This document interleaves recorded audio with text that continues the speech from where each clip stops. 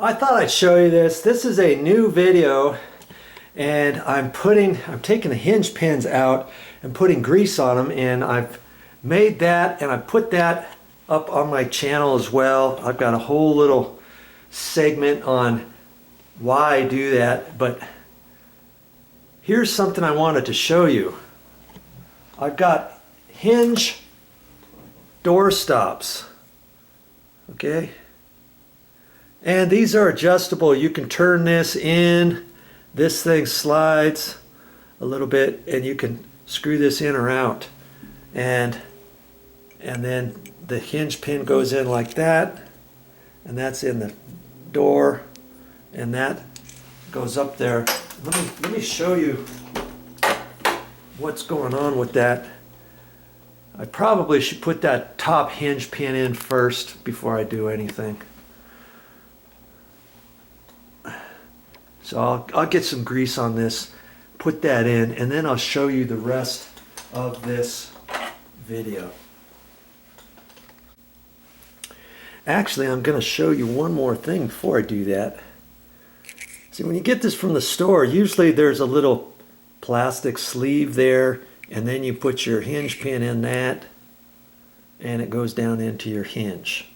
Okay, well, this was an exterior door, and these hinge pins are oversized slightly from what normal interior doors are. This is an exterior door. These hinges are big, and this is a glass door insert. I just have the blinds pulled down right now, and it's pretty heavy. When I got it home, I couldn't put the hinge pins in the hole, so I actually drilled out this because I couldn't find any with the bigger hole for these bigger hinge pins. And I really wanted to put these hinge door stops on this particular door. And I'll show you that in a minute. But I went ahead and I had to drill that out with the drill bit. And I actually filed this because there was a little raised edge around this top little bit. And I finally got it. Okay, but your hinge, most of the time, your hinge pin will fit in that hole. But if it doesn't, you could modify it. I put it on a little 2x4 on the ground, held my foot on it, held my mouth just right, and went in there and reamed that out. Okay. All right. I'll be back in a minute. Okay, I put that hinge pin back in. I've got grease on it. And here's the reason why I wanted to put those on this particular door. This door happens to open this direction. I don't know why they did that. They should have made it open the other way up against the wall, but they didn't. I'm not quite sure why they did that, but in any case, maybe they got a good deal and these were on sale and this was the swing that they just happened to have. Now, what happened before I put these on, you could open this door however far you thought you wanted to, but if you have blinds on here, see up in here, the blind, see there, the blind hits right there. And if you weren't careful, you could hit that blind, you could bend it, you could whack it out of place. If you think, oh, I know, I'll just raise this one up a little bit higher than this one, then you could start smashing the blind or anything like that. So I didn't really want that to happen. Okay, and in fact it's missing right now. It's just barely missing, and the reason why I felt it almost was hitting was because the door stops I put on are stopping it. But had I not had those on, that blind would have rubbed on this one. And if you have something behind the door, somebody could hit whatever you have up against here. And so I wanted to do something like that. So the idea is that you can adjust these. You can screw this in or out, and then I try to make them all the same. So once I figured out exactly where I wanted it, I measured how much of the threads were left, like a 1/4 inch or whatever. Then I made the bottom one the same. I made the top one the same. And so now, when I open the door rubs right here on the little stop. And that's as far as the door is going to open. And because this is a heavy door, I decided to put 3 door hinge stops on here. Sometimes I've seen doors where maybe they just put one on the middle, or maybe they just did it on the top and the bottom. I've seen it a lot of times where maybe you have a door, an entrance door. Let's say you have an entrance door coming into a room like this, and you've got the entrance door coming over here like so, and there's a wall right here. Maybe there's a closet here with some closet doors that slide back and forth. I've seen that. And if you don't do something to keep this door from running into this, especially if these closet doors are mirrored closet doors, something like that, you don't want the doorknob to hit onto the glass or anything like that. Then you would put it, you would take something on this door, and on the top hinge and the bottom hinge, you put a door stop, and then you would adjust it just so, and figure out how far you want this to come to your closet doors or something like that. And then you adjust them. Oh no, that's a little bit too close. Okay, unscrew this one a little bit. Okay, that's about right. And then make the bottom one the same as the top one. Or you can put it on all 3. But I decided to put it on 3 because this is an exterior door. Okay? So let me show you one more door. And it's basically the same way as this one here, but it does swing the right direction, but there's a reason why I did it for this other door, and I'll show you right now.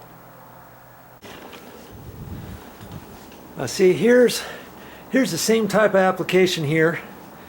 This door, we got a little foot holder to keep that closed. I put them on here too, see? Right here, I had to drill those out too, same type of door. And before that, this door would open up and this blind would hit that blind as it's opening, and I didn't want that to do that, and there was no way to kind of decide, okay, how far should this door open and how far should it not open? And you start messing up your blinds or the doorknob. Maybe this this doorknob could hit the glass or something like that. So I did that, and then I adjusted those, and I made these so it would only open. Well, this one opens up a little bit further. I made this one open up a little bit further than the one downstairs, which meant I had to screw it. I had to screw this that way further. So see, the threads here are a lot sticking out further than the ones downstairs.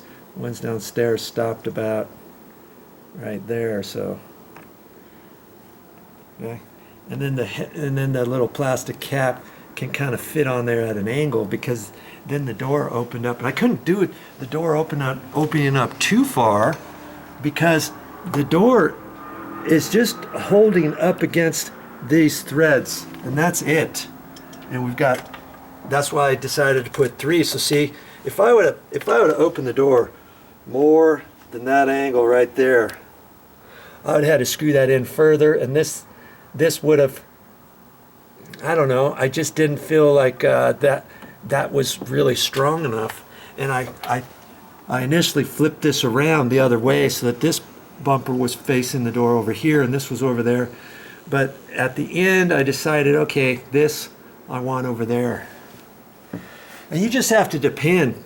It just depends, because if you have door casing on and you have it on a regular door, let's say you have it on a regular door, let's just pick your, you wouldn't have it on your closet, but let's just say you've got it, you put it on here, and here you've got the door casing, and this door's just going to open like that.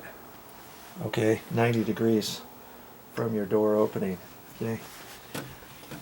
Then you just have to see where it hits, and all casings are not created equal. See, this one's got a loop-de-loo, and then another one, and then it dips down and comes across. And so you have to see, okay, is that flat bit going to fit better here or over here? And make your decision accordingly. Okay. But yeah, they do have those door hinge stops. Like, I don't know what else to call them. So I call them a door hinge stop. And now that door just goes to there. And on windy, you know, we just keep that on there. That's nice and heavy. And on windy days, the door's not going to flop around. You can't just open this door. That's the other thing. You open the door, first you got to worry about the wind pushing it up over here and hitting your blinds, and then the door comes back and forth and it could close, whatever. So with the door hinge stops and a little door stop like this, nice and heavy. This is like metal, steel, whatever, pewter, something. That's how we fix that. Okay, just a few ideas for you.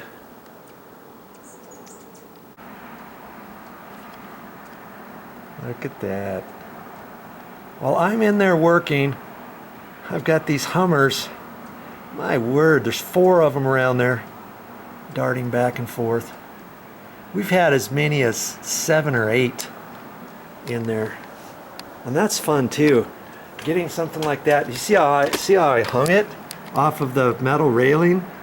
I got this at home, Lowe's.